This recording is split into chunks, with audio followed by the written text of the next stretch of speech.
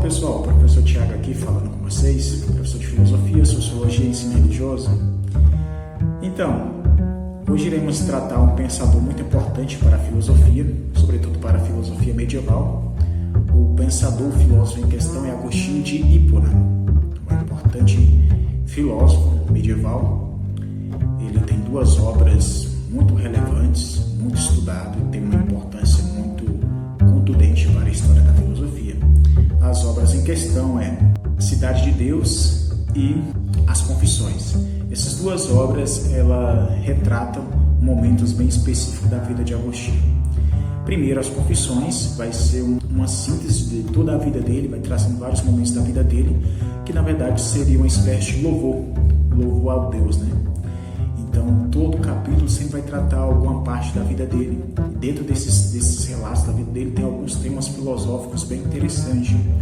Por exemplo, o mal, tem a questão do tempo, a questão da criação. São temas bem relevantes que Agostinho vai trabalhar. A questão do mal, mais adiante iremos falar um pouco, porque é uma pauta bem interessante para a gente compreender. Enquanto no livro As Cidade de Deus, nós temos ali a disputa do poder entre o Papa, o Imperador, e Agostinho vai tentar estabelecer quem é que tem mais autoridade, se é o Papa ou se é o Imperador, a quem o cidadão deve obediência, ao Império ou ao Papado. Então essa é a conjuntura de tudo que vamos trabalhar. Antes de mais nada, vamos tentar contextualizar aqui o Agostinho. Bem, Agostinho está ali no século IV, depois de Cristo aproximadamente, e naquele contexto ele está vivendo ali a queda do Império Romano, né? E qual era o contexto ali do Império Romano? O Império Romano e a Igreja Católica estavam em conluio, estavam em harmonia em alguns pontos. Então a Igreja Católica, dentro desse projeto do Império Romano, tinha algumas funções. Por exemplo, quando o Império Romano invadia uma cidade, destruía, tirava ali a base daquela cidade, o que ficava? Ficava nada, e era competência de quem? Da Igreja Católica, mediante geralmente os monges, sacerdotes, etc., reconstruir aquela cidade. E a Igreja então tinha a incumbência de reconstruir aquela cidade em vários aspectos, culturais, sociais, políticos, da parte da agricultura e etc. Então a Igreja tinha essa responsabilidade do primeiro momento. Só que o que aconteceu? A cidade foi estruturando e surgiu uma questão. Quando o cidadão precisa de um auxílio, a quem ele vai recorrer? Ele vai recorrer ao imperador ou ele vai recorrer ao Papa? Uma vez que a cidade está estruturada e tem uma figura ali do bispo, as pessoas iriam recorrer ao representante religioso daquela cidade. Então surge aqui uma questão bem pertinente para a gente pensar. A quem o cidadão recorre a quem precisa? Procura o Estado ou procura a Igreja? Sobretudo nas suas necessidades básicas do seu cotidiano, porque a Igreja estava presente ali de maneira mais acentuada do que o próprio Estado.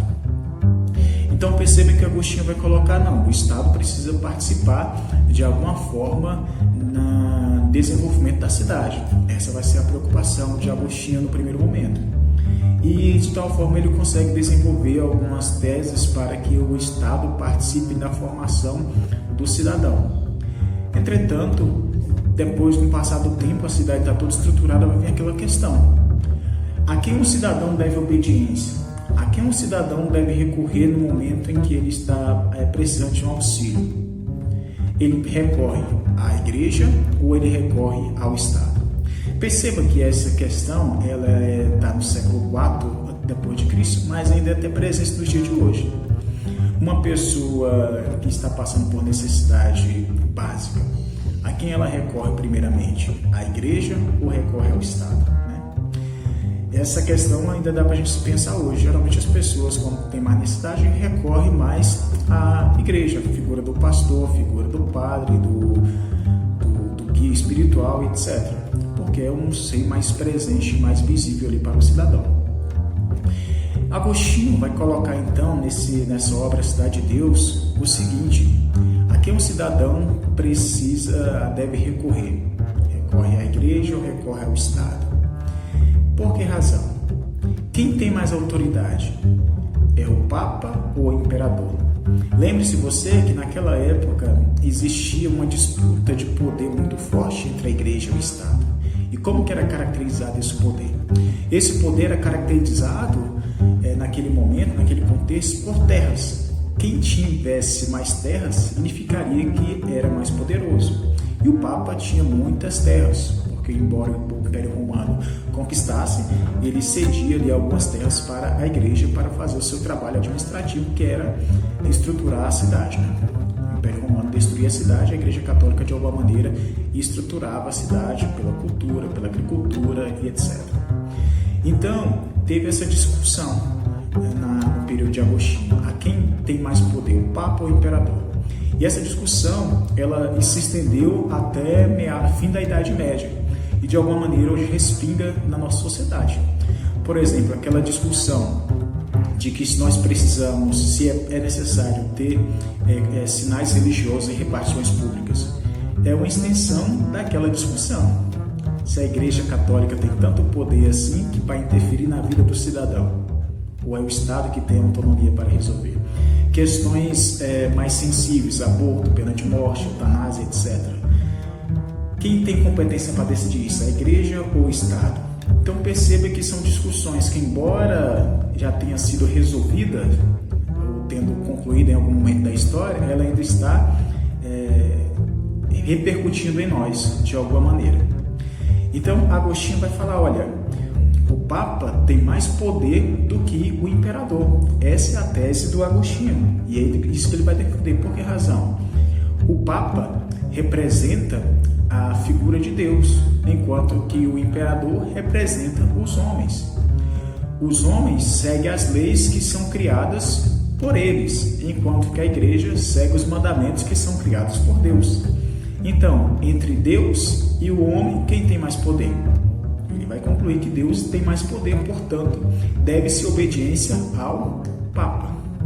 Isso é tão verdade que quando uma pessoa ia assumir o cargo de imperador, o Papa ia ali e impunha a mão sobre a cabeça do candidato para consagrar e para oferecer, para representar ali como uma figura. Então o Papa era essa representação de Deus na Terra. Então essa é a tese básica ali da compreensão do livro Cidade de Deus, a disputa entre o imperador e o Papa, a quem o cidadão deve obediência, à Igreja ou ao Estado. Essa discussão ainda dá para a gente conversar sobre ela ainda hoje, nos nossos dias, né? A outra obra importante, que é as Confissões, tem um tema bem interessante, que é a questão da maldade. O Agostinho, ele ele herdou uma discussão bem interessante de um cidadão chamado Manes.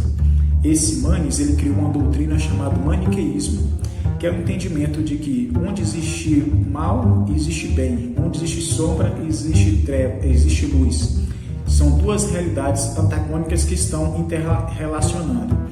Isso trouxe um imbróglio muito forte para a religião, porque é o seguinte: se for verdade que existe bem e mal em todas as coisas, a criação de Deus não é totalmente bom. Deus tem bondade e maldade. Cria-se uma heresia.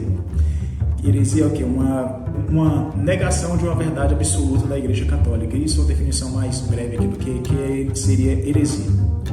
Bem, existe então em Agostinho essa herança de tentar resolver a questão do mal, que é algo herdado pelo maniqueísmo. Durante muito tempo da vida dele, Agostinho foi considerado maniqueísta, porque ele entendia e compreendia que o mal e o bem estavam interrelacionados. Só que com o passar do tempo, quando ele começou a compreender e ter acesso aos livros sagrados das Escrituras, ele conseguiu então ter outra percepção.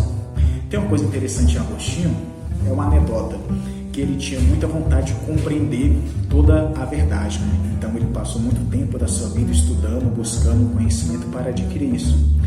E teve algum momento da vida dele que ele estava em uma praia e ele cavou um buraco na praia e parecia um ser para ele, que alguns atribuem como se fosse um anjo, outros atribuem como se fosse a própria consciência dele e etc. E dentro desse buraco ele dizia que queria colocar toda a água do oceano dentro daquele recipiente, dentro daquele buraco. E o ser que apareceu para ele, o anjo, ou a consciência, falou que isso era impossível e argumentou com ele. Aí então ele entendeu que a mesma modo que ele tentia compreender as questões da fé e as questões de Deus, era a mesma maneira que ele estava tentando fazer com aquele buraco, porque era impossível colocar toda a água do mar dentro daquele lugar. Da mesma maneira, era impossível colocar todo o conhecimento acerca de Deus dentro do seu conhecimento. Perfeito? Mas voltando à questão do mal. Para Agostinho, ele vai perguntar: o que é o mal? E melhor, se tudo que Deus fez é bom, por que existe o mal? Se Deus fez o céu, fez a terra, viu que tudo é bom, por que existe o mal? Por que existe catástrofe no mundo? Por que existe violência no mundo? Se Deus é bom e existe maldade, existem pessoas que fazem maldade.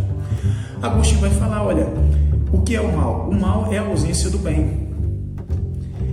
Onde não existe o bem, ali existe o mal. E por que existe a maldade no mundo? Aqui é interessante.